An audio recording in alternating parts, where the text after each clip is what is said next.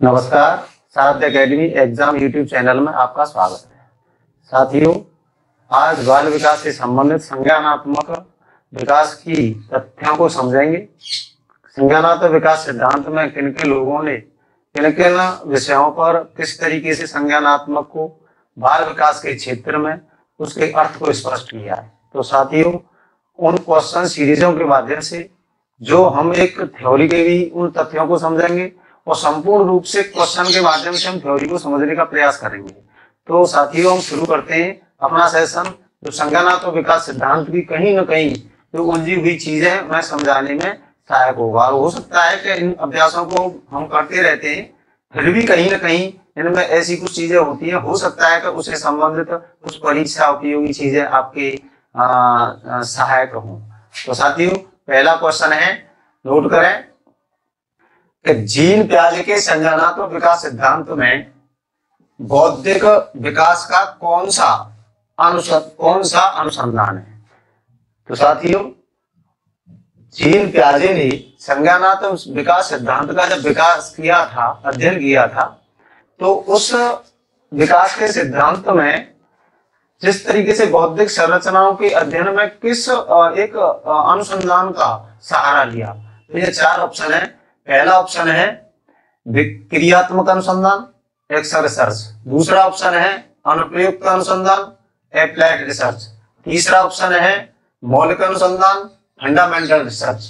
चौथा ऑप्शन है प्रयोगात्मक अनुसंधान, एक्सपेरिमेंटल रिसर्च। तो साथियों, यहाँ इस क्वेश्चन का सही आंसर होगा, आप इस पर अनुमान लगाएं और सही आंसर का चयन करें।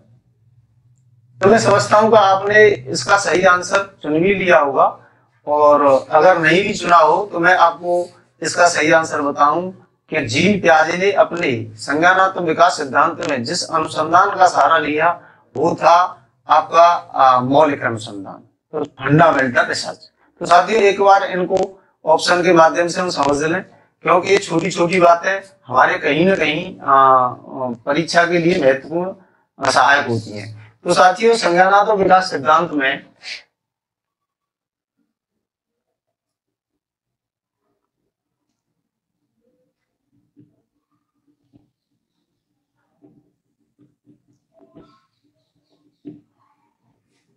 स्विट्जरलैंड के जीन पियाजे ने संज्ञानात्मक विकास सिद्धांत का जब अध्ययन किया था, तो इसकी बहुत ही ऐतिहासिक कुछ जानकारी है।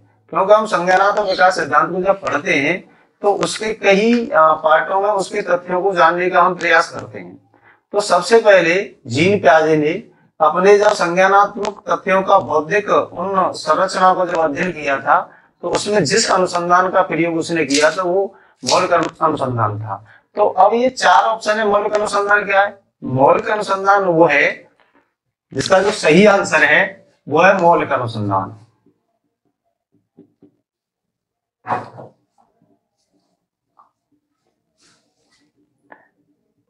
मौलिक अनुसंधान ये है कि हमारी जो बौद्धिक संरचना है, बौद्धिक संरचना के जो मूल में है, जिस तरीके से मूल जो संरचना बनी हुई है कि सिर्फ और सिर्फ हम केवल बौद्धिक जो सूझ समझ वाली चिंतन वाली जो कार्य करते हैं उनसे संबंधित हमारे कुछ एक अनुसंधान खोज संबंधी एक प्रयोग होते हैं, और उन प्रयोगों को यथावत क्रमबद्ध रूप से जब हम करने का कार्य करते हैं तो ऐसे अनुसंधान को मौलिक अनुसंधान कहते हैं। ये इसका सही आंसर है। लेकिन जानकारी के लिए इसमें तीन ऑप्शन और हैं, तो उनके बारे में भी समझें। एक अनुसंधान है क्रियात्मक अनुसंधान।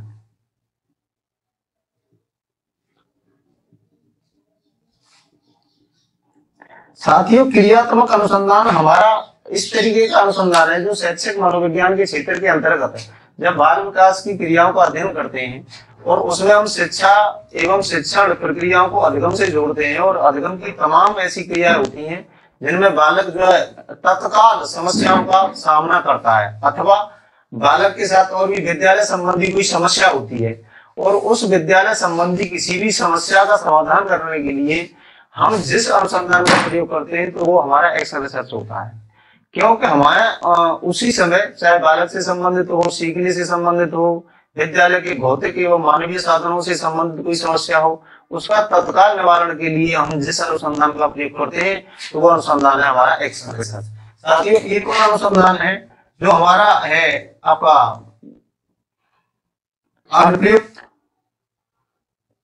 अनुप्रयुक्त अनुसंधान। अनुप्रयुक्त जो अनुसंधान है वो किसी भी क्षेत्र में अनुसंधान करने की एक सिद्धांतों को निर्माण करने में हमारी सहायता करता है। क्योंकि हम अगर कोई भी प्रयोग करते हैं, अनुसंधान करते हैं, खोज करते हैं, तो खोज संबंधी अगर हमारे कुछ नियम या सिद्धांतों का जब हम निर्माण करते हैं तो उसे ध्यान रखना। शिक्षा, मनोविज्ञान या हमारी बाल विकास के क्षेत्र में इस तरीके की खोज परक अनुसंधान को हम अनुप्रयुक्त अनुसंधान कहते हैं, अप्लाइड रिसर्च।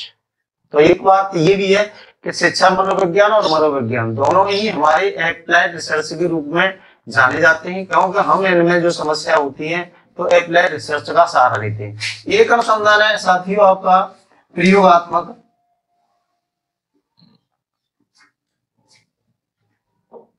प्रयोगात्मक अनुसंधान, प्रयोगात्मक एक्सपेरिमेंटल रिसर्च, जब हम कहीं निश्चित परिस्थितियों में या हम अपनी नियंत्रित परिस्थितियों में कोई एक औपचारिक प्रयोग करते हैं जिनमें हम चरों के बीच, वेरिएबलों के बीच हम कारण और प्रभाव का अध्ययन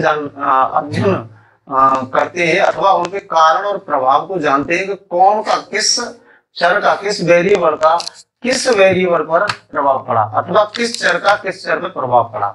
हम यूं कह सकते हैं कि स्वतंत्र चर और आश्रित चर के मध्य जिस तरीके से हम उनके कारण प्रभावों का अध्ययन करते हैं निश्चित परिस्थितियों में, उसे हम प्रयोगात्मक अनुसंधान कहते हैं। तो ये सारी चीजें इसमें क्वेश्चन में जो 4 ऑप्शन थे, हमने ये सारी चीजें इसलिए बताई हैं क्योंकि यहाँ कहीं ना कहीं वो 4 ऑप्शन कहीं ना कहीं आपके आगे आगामी परीक्षाओं के लिए भी सहायक हो सकते हैं। तो यहाँ इस क्वेश्चन के आधार पर आपका सही आंसर है मौलिक अनुसंधान, लेकिन ये आपके सही आंसर नहीं है क्वेश्चन के अनुसार, इनके अर्थ जरूर मैंने आपको बता दिए हैं।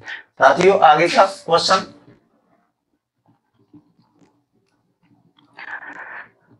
संज्ञानात्मक का सिद्धांत। अब आगे का क्वेश्चन भी देखते हैं हम।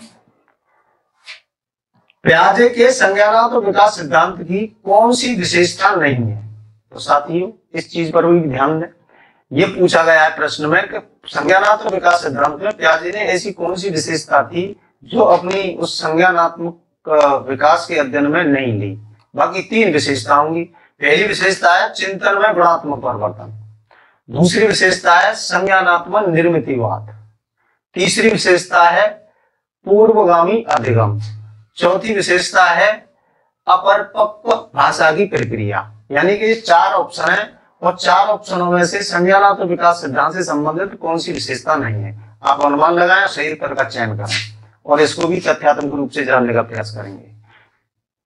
जो तो साथियों हमारा जो अध्ययन है हम रैंडमली करते रहते हैं, लेकिन हमारा उद्देश्य है कि आपको उन टॉपिकों से संबंधित परीक्षा की जो भी क्रियाएं, सही क्रियाएं, क्योंकि सभी तरीके का हमारा अध्ययन हम डिसाइड नहीं कर पाते हैं कि हमें टॉपिक के लिए सही सामग्री का चयन करने में हमारा किस तरीके का एक स्मार्ट लर्निंग होनी चाहिए।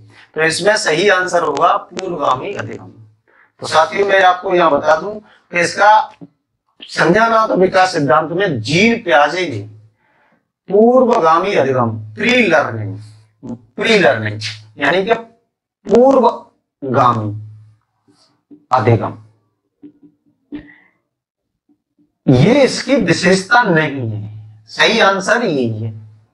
ठीक, अब रही बात कि संज्ञानात्मक विकास सिद्धांत में पूर्वगामी अधिगम को प्याजे ने नहीं लिया, क्योंकि पूर्वगामी नहीं था, उसमें सबसे पहले था विकास।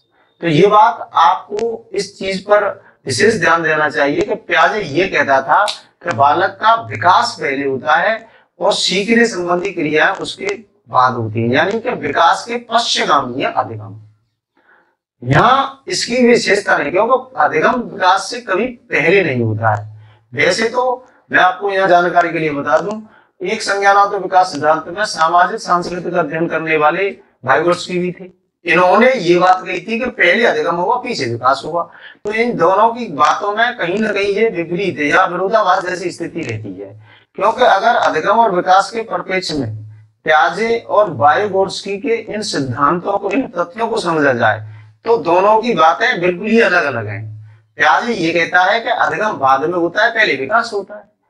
वाइगोत्स्की ये कहता है कि पहले अधिगम होता है, पीछे विकास होता है। और दोनों के तथ्य जैसे जैसे होंगे हम आपको बताते जाएंगे, क्योंकि ये थ्योरी को जानना और थ्योरी को उसी तकनीकी में जानना जिस तकनीकी में उनकी जो बेसिक फंडामेंटल जो चीजें हैं। तो यहाँ पर पूर्वगामी अधिगम नहीं होगा, बाकी उसका गुणात्मक चिंतन में गुणात्मक परिवर्तन भी है भी, क्योंकि चिंतन जब है मस्तिष्क रूप से तो वो गुणात्मक परिवर्तन के रूप में करता है, मात्रात्मक परिवर्तन की बात नहीं करता है वो, बल्कि गुणात्मक परिवर्तन की बात करता है।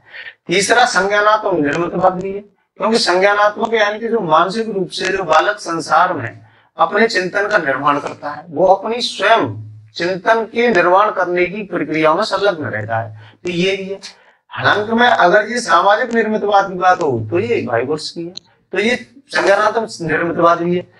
अपरिपक्व भाषा की प्रक्रिया, हाँ ये भी बात सही है, क्योंकि प्याजे ने अपने जब भाषा का सिद्धांत या भाषा का अध्ययन किया था तो भाषा को उसने अपरिपक्व बताया था, उसी परिप्रेक्ष्य में वाइगोत्स्की ने भाषा को परिपक्व बताया था। तो यहाँ पर ये तीनों चारों बातें हैं वो कहीं ना कहीं आपके लिए परीक्षा उपयोगी है। लेकिन इस क्वेश्चन का सही आंसर है आपके लिए कि आपका पूर्वगामी अथवा पूर्वगामी का मतलब प्री लर्निंग। प्री लर्निंग मतलब पहले अधिगम नहीं है, पीछे है विकास, यानी विकास के बाद में। इसके सिद्धांत की सही व्याख्या है कि विकास पहले है, पीछे अधिगम है। वैसे अधिगम का अर्थ तो तुम्हें पता ही है, अधिगम और विकास यानी कि परिपक्वता दोनों अपनी अंत संबंधित है। आगे का क्वेश्चन साथियों, प्याजे के संज्ञानात्मक विकास सिद्धांत से संबंधित पुस्तक नहीं है, तो प्याजे ने कुछ पुस्तक भी लिखी थी अपनी, और इन पुस्तक में महत्वपूर्ण पुस्तक है। पहली पुस्तक है भाषा और विचार, लैंग्वेज एंड थॉट। दूसरी पुस्तक है विचार और भाषा। तीसरी पुस्तक है मस्तिष्क की रूपरेखा। चौथी पुस्तक है शिक्षा की प्रासंगिकता। तो ये चार ऑप्शन है तुम्हारे सामने। प्याजे की पुस्तक कौन सी है, ये परीक्षा उपयोगी सवाल है, तो आप इस पर विशेष रूप से ध्यान दें कि प्याजे ने अपने संज्ञानात्मक विकास सिद्धांत में किसी पुस्तक का भी रचना की थी। पुस्तक बहुत थी, लेकिन ज्यादा फेमस पुस्तकों के बारे में पूछ लिया जाता है, तो यहाँ पर सही आंसर होगा कि भाषा और चिंतन, लैंग्वेज एंड थॉट। ये प्याजे की पुस्तक का नाम है। बाकी तीन पुस्तक और हैं, जैसे कि प्याजे की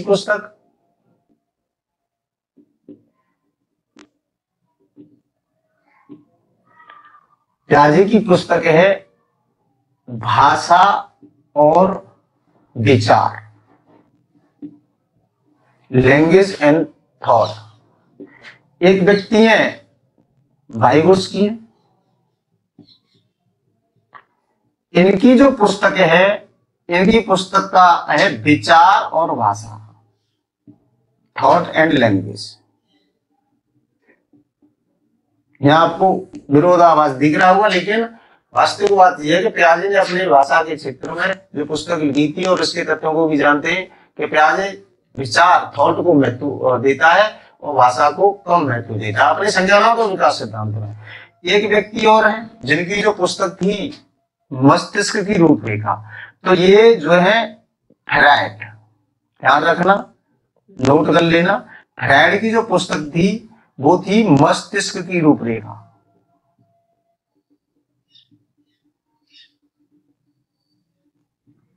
फ्रेम्स ऑफ माइंड। एक व्यक्ति है जिनकी जो पुस्तक है जिसका नाम है शिक्षा की प्रासंगिकता, रिलीवेंस ऑफ एजुकेशन।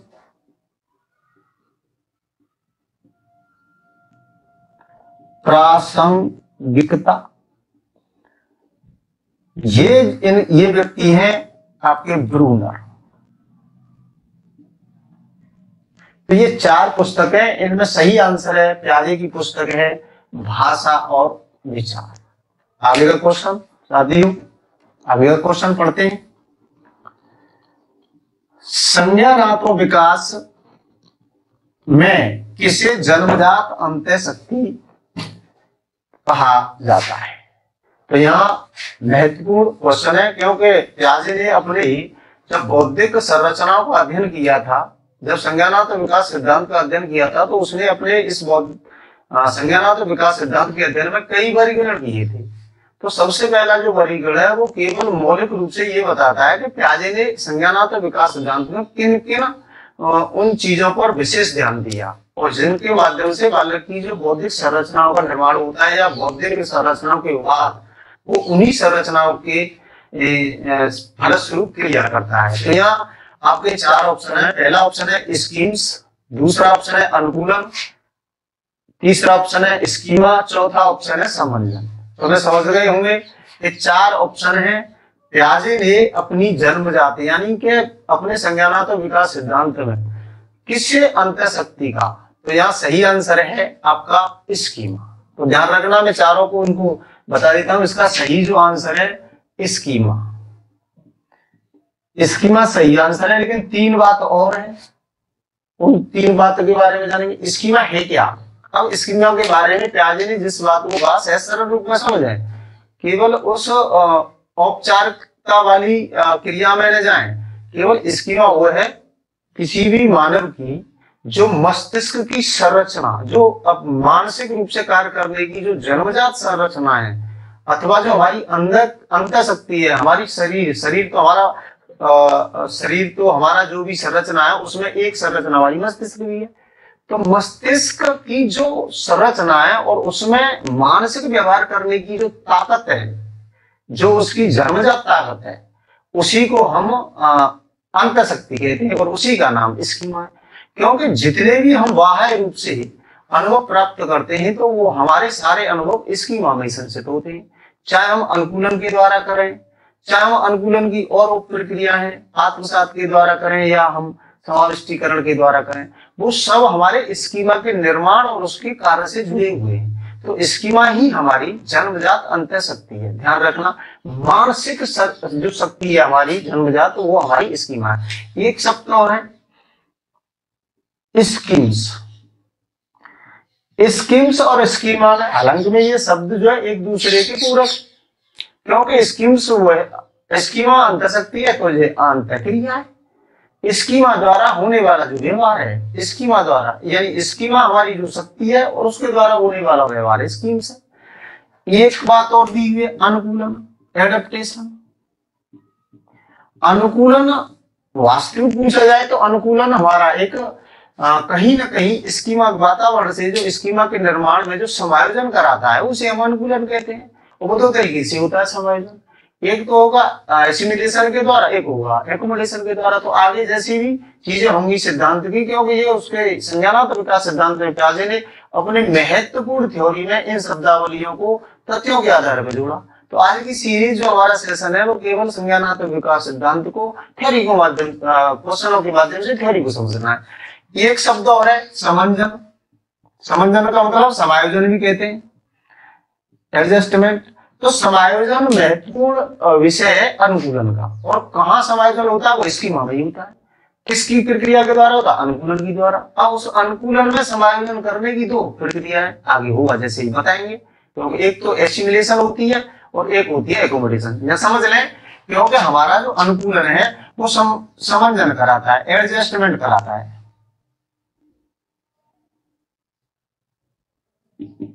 अब वो एडजस्टमेंट कराने में 2 बातों पर विशेष ध्यान देता है, एक तो एसिमिलेशन, आत्मसात कर, और दूसरा एकोमोडेशन,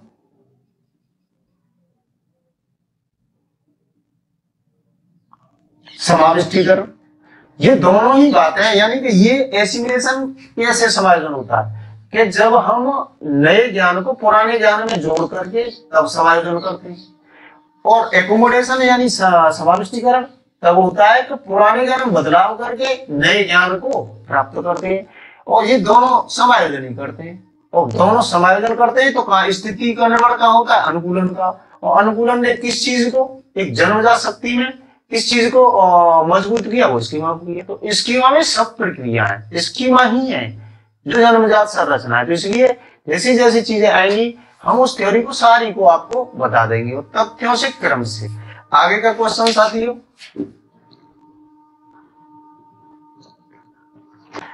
संज्ञानात्मक विकास सिद्धांत को प्रभावित करने वाला कारक नहीं है। ये तो आप पढ़ते रहते हैं कि संज्ञानात्मक विकास सिद्धांत। अब संज्ञानात्मक विकास सिद्धांत को प्रभावित करने वाले, एक बार हम ये भी विचार करें कि संज्ञानात्मक विकास सिद्धांत को प्रभावित, यानी प्रभावित कहीं ना कहीं, जैसे हम कहते हैं ना, विकास को प्रभावित करने वाले अनुवांशिक और वातावरण है, बुद्धि को प्रभावित करने वाले अनुवांशिक और वातावरण है, और भी है अधिगम को, व्यक्तित्व को, सारी चीजों को प्रभावित करने वाले कोई तो कारक हैं। लेकिन यहाँ सिर्फ और सिर्फ संज्ञानात्मक विकास सिद्धांत जो मानसिक व्यवहार है इत्यादि के अनुसार उन्हें प्रभावित करने वाले कौन सा कारक नहीं है। कुछ कारक जो प्रभावित करते हैं, कोई कारक ऐसा है जो प्रभावित संज्ञानात्मक को नहीं करता है। तो यहाँ पर 4 ऑप्शन है साथियों, अनुमान लगाना। पहला है परिपक्वता, मैच्योरिटी, दूसरा है भौतिक वातावरण जो फिजिकल एनवायरनमेंट है, तीसरा है सामाजिक अनुभव, सोशल एक्सपीरियंस, और चौथा है भाषा, लैंग्वेज। तो मैं समझता हूं कि ये प्रश्न आप कहीं न कहीं अभ्यास सीरीजों में आपने पढ़ा भी होगा, लेकिन ये ध्यान रखना, मैं यहाँ आपको एक बार फोकस करा रहा हूँ कि संज्ञानात्मक विकास सिद्धांत को, यहाँ इसका सही आंसर है भाषा संज्ञानात्मक विकास सिद्धांत को प्रभावित नहीं करती है, ध्यान रखना। और इसका सही सटीक बात यह है कि भाषा को प्रभावित करता है संज्ञानात्मक विकास सिद्धांत, न कि भाषा संज्ञानात्मक विकास सिद्धांत को प्रभावित करती है। और इसकी थ्योरी उसने अपनी लैंग्वेज अध्ययन में दी थी, भाषा अध्ययन में दी थी। उसने ये बताया था कि विचार भाषा को निर्धारित करता है। तो डेफिनेटली यहीं से समझ लें कि भाषा कभी भी विचार को निर्धारित नहीं करती है, इसलिए भाषा के द्वारा चिंतन या संज्ञानात्मक प्याजे के अनुसार प्रभावित नहीं होती है। और इसकी परिपक्वता भी प्रभावित करती है, भौतिक वातावरण भी करता है, सामाजिक अनुभव भी करता है। ये सभी चीजें संज्ञानात्मक विकास सिद्धांत को प्रभावित करते हैं, क्योंकि स्कीमा की जन्मजात जो संरचना है वो इन तीनों चीजों पर कहीं ना कहीं कार्य करती है। मैं आपको यहाँ बता दूं, अगर तथ्यों की बातें हैं, थ्योरियों को बिल्कुल तथ्य से समझना है, क्योंकि थ्योरियों को रैंडमली नहीं, बात बात वाले सवाल नहीं है, ये थ्योरियों के बिल्कुल सटीक और मजबूत आधार प्रदान करने वाले हैं, जिससे हमारे कॉन्सेप्ट क्लियर होते हैं। तो यहाँ पर आप केवल इस बात को ध्यान दें, मैं आपको बिल्कुल उसमें ले जा रहा हूँ, क्योंकि देखो परिपक्वता करती है, इस बात को उसने स्कीमा में कहा है, क्योंकि स्कीमा एक मानसिक संरचना है जो जन्मजात अंतःशक्ति है। इसमें उसकी जब स्कीमा संरक्षित होती है तो डेफिनेटली ये परिपक्वता की भी बात प्रभावित होती है और हमारी आनुवंशिकता से भी प्रभावित होती है। अब हम कहते हैं सामाजिक अनुभव और भौतिक वातावरण। तो जब हम अनुकूलन करते हैं, वातावरण से संसार के अनुभवों को ग्रहण करते हैं, एडेप्टेशन करते हैं, तो वह हम एसिमिलेशन और हम एकोमोडेशन भी करते हैं। तो इसलिए भौतिक वातावरण और हमारे सामाजिक अनुभव भी संज्ञानात्मक विकास सिद्धांत को प्रभावित करते हैं अकॉर्डिंग पियाजे, लेकिन भाषा नहीं करती है, भाषा को प्रभावित करता है संज्ञानात्मक विकास सिद्धांत। ओके, तो यहाँ पर मैं समझता हूं तो आप इसको थ्योरी को भी समझे होंगे। अब आगे का क्वेश्चन लेते हैं। संज्ञानात्मक परिदृश्य कौन सी संप्रदाय का संयुक्त निर्माण है? तो यहाँ ध्यान दें, यहाँ कहा गया है संज्ञानात्मक, समझा रहा हूं, संज्ञानात्मक इंपॉर्टेंट है केबीएस रीट के लिए। ये सीरीज जो हम टॉपिकों के द्वारा सिद्धांतों को समझा रहे हैं, आपको थ्योरियों को समझा रहे हैं, तो डेफिनेटली आपकी केबीएस और रीट में उन्हीं चीजों पर विशेष ध्यान देंगे जिस तरीके से बोर्ड उन तथ्यों को लेता है। समग्र बाकी तो तुम्हारे सामने सारे सवाल हैं ही, उन्हें रिवीजन करने के लिए, बाकी उन्हें हम अभ्यास करने के लिए, लेकिन उनमें आने वाली उनको सही तरीके से समझने के लिए हम थ्योरियों को क्वेश्चनों के माध्यम से आपको समझाने का प्रयास कर रहे हैं, और जो डेफिनेटली आपको केबीएस और रीट की मेन परीक्षा में सहायक होंगी, बशर्ते आप इस पर एक बिलीव करते हुए सरस्वती माँ का ये ज्ञान जो है वो आप पर विश्वास के साथ अगर आपने जागृत किया तो डेफिनेटली आपको कहीं ना कहीं परीक्षा के लिए सहायता देगा। तो यहाँ पर संज्ञानात्मक परिदृश्य की बात कही गई है, परिदृश्य।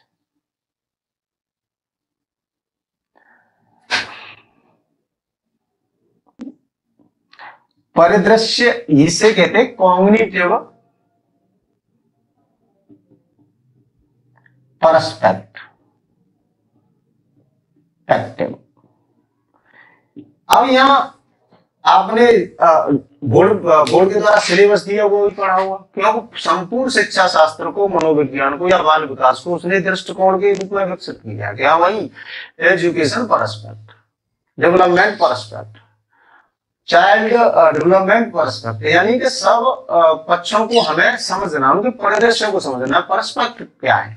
तो यहाँ पर जो संज्ञानात्मक पर्सपेक्टिव, यानी जो संज्ञानात्मक का मतलब एक तरीके का जो हमारा निर्माण हो रहा है, तो इसमें हमारी कौन सी जो संप्रदाय है प्राचीन रूप से उनकी संयुक्त होकर के तो कोई संप्रदाय जिनसे हमारे संज्ञानात्मक दृष्टिकोण निर्मित होते हैं। तो यहाँ आपका सही आंसर होगा गेस्टाल्टवाद और संरचनावाद। ध्यान देना साथियों, ये चार जो ऑप्शन है आप जानते हैं कि देखिए हमारी जो प्राचीन संप्रदायों में जब हम साइकोलॉजी पढ़ते हैं, साइकोलॉजी की स्कूल्स पढ़ते हैं, तो उसमें आपने पढ़ा होगा व्यवहारवाद है, कार्यवाद है, गेस्टाल्टवाद है, और आपका संरचनावाद है, आपका मनोविश्लेषणवाद है, मानवतावाद है, धार्मिकवाद है, मूल प्रवृत्तिवाद है। ये सारे वाद है हम आगे तब बढ़ते हैं जब हम मनोविज्ञान के कहीं न कहीं उन स्कूल को पढ़ लेते हैं। उनमें बहुत सारी चीजें ऐसी जुड़ी होती है जो हमारे बाल विकास को समझने में और शिक्षा मनोविज्ञान को समझने में हमारी संपूर्ण सहायता करती है संप्रदाय, बशर्ते उन संप्रदायों को हम ठीक ठाक तरीके से उनको तथ्यों को समझ लें। तो अब यहाँ पर जो बात कही गई, देखो सबसे पहली संप्रदाय संरचनावाद। संरचनावाद में जो हमारे जो चेतन के जो कॉन्शियस के जो विश्लेषण होते हैं, सैद्धांतिक उनका अध्ययन करते हैं, जो वास्तव में हमारी जो संवेदी और प्रत्यक्षण के आधार पर जिस तरीके से हमारे अंतर्निरीक्षणात्मक अध्ययन जुड़ते हैं उससे। कार्यवाद हमारे कहीं ना कहीं मानसिक उन्हीं चेतनाओं को क्रिया में लाने का कार्य करता है कि वो चेतना के जो तत्व हैं अनवरत रूप से विश्लेषण और सैद्धांतिक नहीं है, बल्कि वो एक क्रिया फर्क है, वो कहीं ना कहीं हमारे मानसिक अनुभवों को क्रियाओं में डालते हैं। व्यवहारवाद आप जानते हैं कि प्राणी का जैसा कहीं ना कहीं जिस तरीके से उद्दीपक और अनुक्रिया के संप्रदाय जो विकसित होते हैं वो वातावरण है, वातावरण कहीं ना कहीं प्राणी को व्यवहार करने के लिए करता है, और उसका हम वैज्ञानिक तरीके से कहीं ना कहीं उन विधियों से, अनुबंधन है, निरीक्षण है, ऐसी विधियों से उसका अध्ययन करते हैं। गेस्टाल्टवाद इस तरीके से जो मानसिक कार्य को जोड़ता है वो संरचना के साथ जोड़ता है, अर्थात हमारी जो मानसिक जो संरचनाएं बनती है, जो संज्ञानात्मक संरचनाएं बनती हैं, वो कहीं ना कहीं दो संप्रदायों के द्वारा, जो गेस्टाल्टवादी लोग जो कहते थे बर्दई मरे कॉलर है, कायकोट लेमन है, जिस तरीके से वो कहते थे, उसी के आधार पर जो प्राचीन संप्रदाय के कुछ तत्व थे जैसे संरचनावाद को जोड़ करके सब जीव बनी। तो इसलिए संज्ञानात्मक पर्सपेक्टिव दृष्टिकोण जो कॉग्निटिव जो मानसिक संरचना बनती है तो गेस्टाल्टवाद और संरचनावाद से बनती है। तो डेफिनेटली आप ये ध्यान रखें कि गेस्टाल्टवाद का भी अध्ययन संज्ञानात्मक क्षेत्र में अग्रणी है, तो और उसे कहा भी जाता है। क्वेश्चन आगे समझते हैं। अगला क्वेश्चन है, बालक किसी समस्या के समाधान में पहली सीखी गई मानसिक प्रक्रिया की सहायता लेता है। ये भी संज्ञानात्मक विकास सिद्धांत से पियाजे ने अपने इसी अध्ययन में जो थ्योरेटिकल पूर्व अध्ययन में सबसे पहले थ्योरी का जो अध्ययन किया है विकास की थ्योरी का, कॉग्निटिव डेवलपमेंट थ्योरी का, तो उसमें कुछ चीजों को जैसे मैं बताता आ रहा हूँ उन्हीं चीजों को आगे कहीं ना कहीं फिर एक क्वेश्चन ऐसा आया है कि बालक किसी समस्या के समाधान में, जब बालक की कोई समस्या होती है तो उसके समाधान में पहली सीखी गई, तो पहले सीख ली गई है जो कोई ज्ञान, पहले कोई ज्ञान सीख लिया गया है, मानसिक प्रक्रिया की सहायता लेता है। अब ऐसी कौन सी, जब चार ऑप्शन है, अनुकूलन एडेप्टेशन, दूसरा है समाविष्टीकरण एकोमोडेशन, तीसरा है समायोजन एडजस्टमेंट, चौथा है आत्मसातकरण एसिमिलेशन। तो यहाँ साथियों यहाँ ध्यान दें, मैं समझता हूँ कि इस पर अनुमान लगाएं। पियाजे आपने बार बार पढ़ा है और कहीं ना कहीं पियाजे की बार बार पढ़ने के बावजूद भी आज उस थ्योरी को भी हम समझाएंगे, आप फिर ज्यादा बार नहीं पढ़ना पड़ेगा, कोशिश ये रहेगी। तो यहाँ पर सही आंसर होगा आत्मसातकरण, क्योंकि यहाँ मैं आपको समझा दूं क्योंकि देखो पियाजे ने अपने बौद्धिक संरचनाओं का जब बौद्धिक उन क्रियाओं का जब अध्ययन किया था तो उसमें सबसे पहले कुछ ऐसी थ्योरेटिकल चीजों को, सैद्धांतिक चीजों को उसमें जोड़ा। तो सबसे पहले उसने अध्ययन किया था संगठन का, कि हमारी बौद्धिक संरचना में संगठन क्या होता है। तो यहाँ पर संगठन का मतलब होता है कि संसार की चीजों को केवल संग्रहित करना। फिर दूसरी बात उसने ली थी संज्ञानात्मक विकास सिद्धांत में, दूसरी बात ली थी, यानी कि संज्ञानात्मक विकास में पियाजे ने तीन बातों को बड़े महत्वपूर्ण तरीके से लिया। एक तो बात थी उसकी संगठन, ऑर्गेनाइजेशन, जिसमें यह कहा गया है कि इसमें केवल वातावरण का ज्ञान संग्रह किया जाता है, संग्रह जो हम ज्ञान को केवल संग्रह करते हैं, इकट्ठा करते हैं। दूसरी बात उन्होंने की थी अनुकूलन। अनुकूलन वह प्रक्रिया है जो वातावरण की, जो ज्ञान को, नए ज्ञान को पुराने में या पुराने को नए में कहीं न कहीं उनके हेर फेर के साथ समायोजन करके और अपनी स्कीमा का निर्माण करना। तो इसी अनुकूलन में उसने दो बातें ली थी। एक तो पहली बात ली थी उसने आत्मसात करना। आत्मसात कर ये कहता है कि भाई नए ज्ञान को हम पुराने ज्ञान में स्थापित करते हैं, या ये भी कही थी कि या पुराने ज्ञान की सहायता से नए ज्ञान को प्राप्त करते हैं, अथवा ऐसी बात थी कि पुराने, अगर हम नए ज्ञान, कोई भी समस्या है नई और उसे हम हल करने के लिए जब पुराने ज्ञान की सहायता लेते हैं, यानी पुरानी मानसिक क्रियाओं की सहायता लेते हैं, तो ये बात आत्मसातकरण की है, इसमें कोई पुराने ज्ञान में बदलाव नहीं है। दूसरी बात उसने कही थी समाविष्टीकरण। और समाविष्टीकरण में इस एकोमोडेशन, इसमें ये बात कही थी कि अगर हम नए ज्ञान को अपनी मानसिक स्कीमा में जोड़ना चाहते हैं तो पहले हमें पुराने ज्ञान में फेरबदल करना होगा, संशोधन करना होगा, परिवर्तन करना होगा। तो इसी तरीके से हमारी जो समाविष्टीकरण है, तो यहाँ पर केवल एक बालक अपनी जो समस्या है, नई समस्या बनी है, उसमें पुराने ज्ञान की सहायता ले रहा है, यानी पुरानी मानसिक, यानी कि सीखी हुई मानसिक प्रक्रियाओं की सहायता लेता है। तो यहाँ आपका सही आंसर होगा एसिमिलेशन, आत्मसात करना। अगला क्वेश्चन साथी,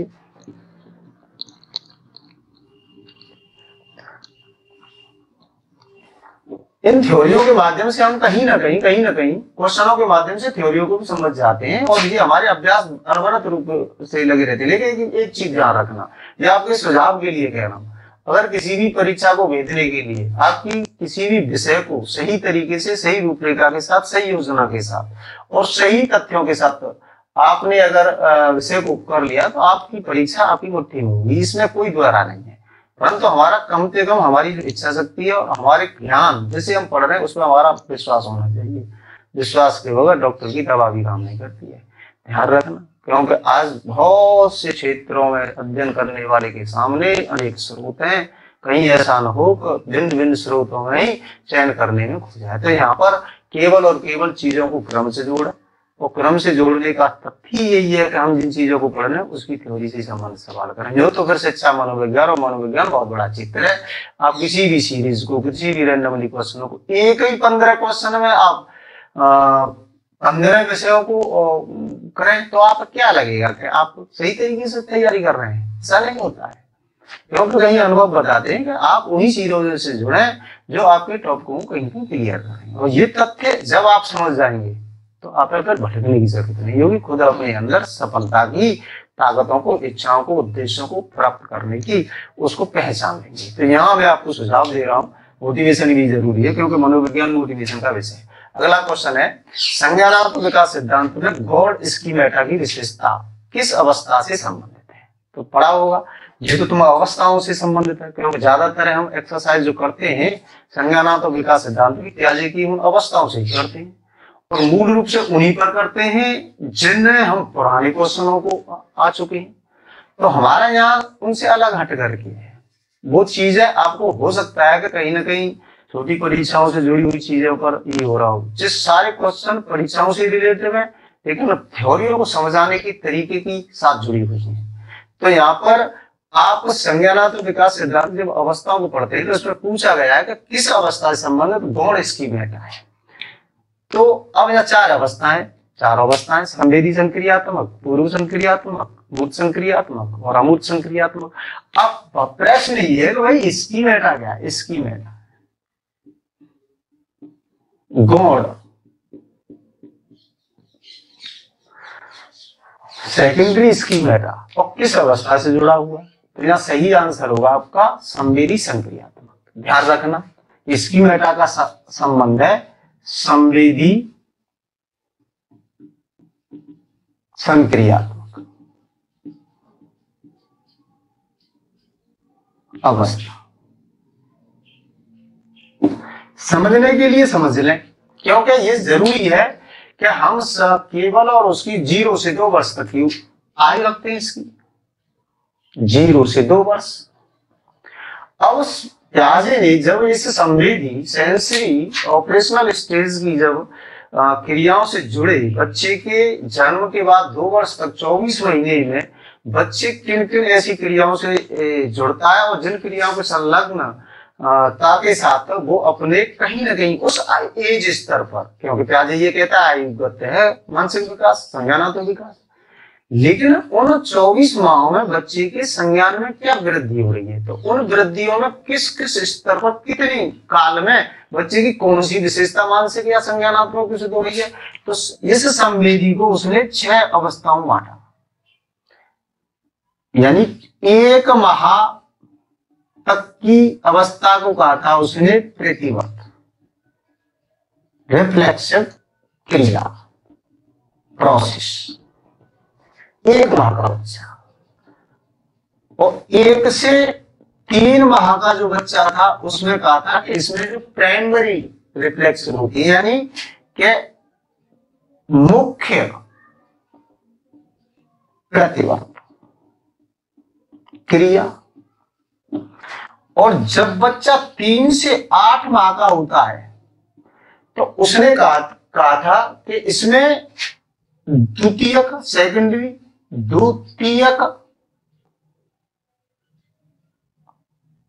क्रिया यानी प्रतिवर्त रिफ्लेक्सिव होती है। लेकिन जब बच्चा, उसने कहा कि जब बच्चा 8 से 12 माह में होता है तो इसका उन्होंने नाम दिया था ये गौण स्कीमेटा है। ये केवल हम प्याजे की केवल उसी को बता रहे हैं और कोई दूसरी अवस्था को नहीं बता रहे हैं प्याजे, क्योंकि संज्ञानात्मक विकास सिद्धांत को संपूर्ण रूप से एक बार अध्ययन करना भी बहुत जरूरी है, क्योंकि उससे बार बार एक बार सवाल भिन्न भिन्न तरीके से आने से पहले उन्हें अध्ययन कर लेंगे तो कम से कम सवाल को समझने की जो हमारी क्षमताओं का विकास होगा। तो यहाँ तक अब 12 से 18 माह के बच्चे की क्रियाओं को बताया था कि तृतीय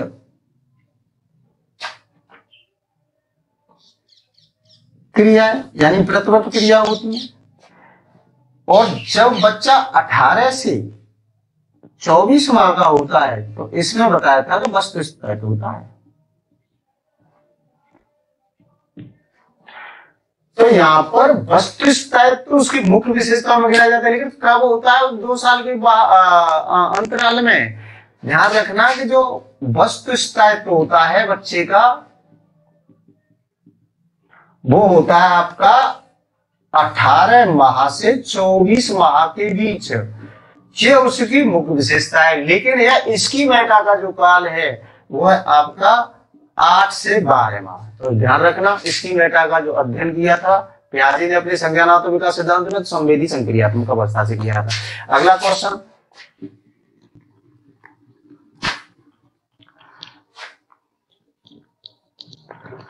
पढ़ते रहते हैं, ध्यान देना। अगला क्वेश्चन है कि पूर्व संक्रियात्मक अवस्था की कौन सी विशेषता नहीं है। प्याजे ने अपनी 4 अवस्थाएं दी और 4 अवस्थाओं में से पूर्व संक्रियात्मक अवस्था एक ऐसी अवस्था थी, इसके 2 भाग भी किए थे, एक तो 2 से 4 वर्ष का, एक 4 से 7 वर्ष का है। लेकिन अब उसमें ये पूछा गया कि इससे संबंधित कौन सी विशेषता नहीं है। तो पहला ऑप्शन है एम केंद्रवाद, दूसरा ऑप्शन है अंतर्दर्शी, तीसरा ऑप्शन है उत्क्रमणीयता, चौथा ऑप्शन है केंद्रीयकरण। तो ये इनमें से मैं समझता हूं तुमने अभ्यास करते रहते हैं तो इसमें से सही आंसर का चयन भी कर लोगा, लेकिन सही आंसर है इसका उत्क्रमणीयता, क्योंकि उत्क्रमणीयता का रिवर्सिबिलिटी, जिसमें बच्चे पूर्व संक्रियात्मक की विशेषता नहीं है, ये विशेषता है मूर्त संक्रियात्मक की। और मेरे समझ गए होंगे क्योंकि अहम केंद्रवाद पूर्व संक्रियात्मक की, और मैं ये भी बता दूं कि अहम केंद्रवाद के अंतर्गत यानी कि पूर्व संक्रिया अवस्था प्री ऑपरेशनल, जिसका जो काल है 2 से 7 वर्ष है, और इसके अध्ययन जो प्याजे ने किया इस अवस्था का, तो एक तो 2 से 4 वर्ष के उसमें किया, इसे कहते हैं प्राक संप्रत्यात्मक अवस्था, प्री कंसेप्चुअल स्टेज। और दूसरी जो अवस्था है उसकी है, इसका काल है 4 से 7 और इसे कहते हैं अंतर्दर्शी। अंतर्दर्शी, इंट्यूटिव, ये जो अवस्था है ये उसकी दोनों में अलग अलग विशेषता भी है। इसमें 2 से 7 वर्ष में 2 से 4 में बच्चे में क्या होता है और 4 से 7 में बच्चे की क्या क्रियाएं होती हैं। तो देखिए ध्यान रखना कि संपूर्ण पूर्व संक्रियात्मक अवस्था की प्रमुख विशेषता है अहम केंद्रवाद, ईगोसेंट्रिक, जो मुख्य विशेषता है जिसमें बच्चा अपने विचारों के सामने संसार के दृष्टिकोण को, संसार के विचारों को महत्व नहीं देता है। इसमें मैं का ही विकास होता है, उसकी वो अपने का विकास करता है। और इसमें बच्चे की जब 2 से 4 वर्ष की बात होती है, एज होती है संज्ञानात्मक विकास की, तो प्राक संप्रत्यात्मक होता है बच्चा। इसमें सामान्यतः बच्चे में जीववाद और केंद्रीकरण होता है। और जैसे ही बच्चा 4 से 7 वर्ष का हो जाता है उसमें संज्ञानात्मक रूप से बच्चे में प्रश्न करने की तो कहीं ना कहीं क्रियाएं विकसित हो जाती है और वो शारीरिक विशेषताओं पर ध्यान देने लगता है। जैसे मैं तुमसे लंबा हूं, ये इससे लंबा है, उससे लंबा है, ऐसे करके। और इसमें केंद्रीकरण भी होता है कि एक वस्तु की अपेक्षा किसी वस्तु पर फोकस कर लेना, एक पक्ष पर फोकस कर लेना, केंद्रीकरण।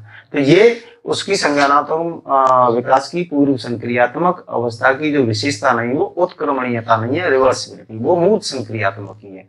और इसकी और भी विशेषता प्रतीकात्मक अवस्था है, पूर्व संक्रियात्मक की विशेषता। तो यहाँ पर जैसे जैसे क्वेश्चन है तो थ्योरी को हम अवस्थाओं का समझने का भी प्रयास कर रहे हैं। तो अगला क्वेश्चन साथियों,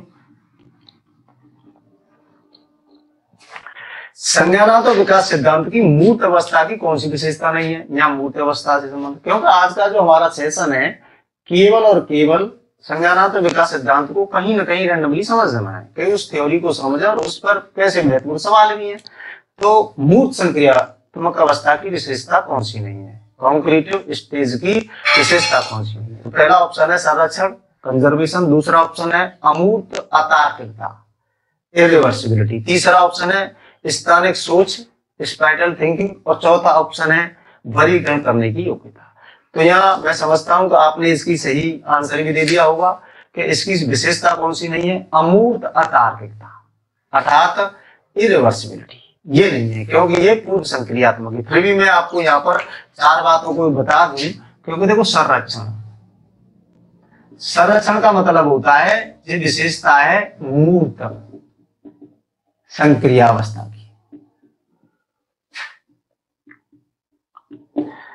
संरक्षण यानी कंजर्वेशन, जब बालक दिशा, दूरी, आयत, क्षेत्र और इनमें जब वो कहीं ना कहीं उसकी योग्यता, उन्हें जानने की, पहचानने की योग्यता विकसित हो जाती है तो उसे संरक्षण कहते हैं, कंजर्वेशन।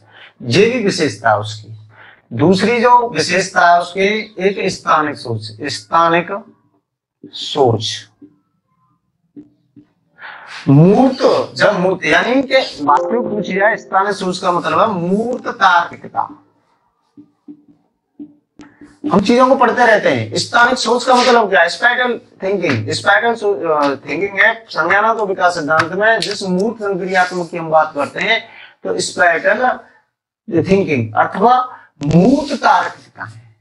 क्योंकि ये मूर्त तार्किकता मतलब कॉन्क्रीटिव स्टेज की ये विशेषता है कि वस्तु सामने होगी, वस्तु होगी, भौतिक पदार्थ होंगे, उन्हीं के सामने उसके मस्तिष्क में तर्कों का, चिंतन का विकास होगा।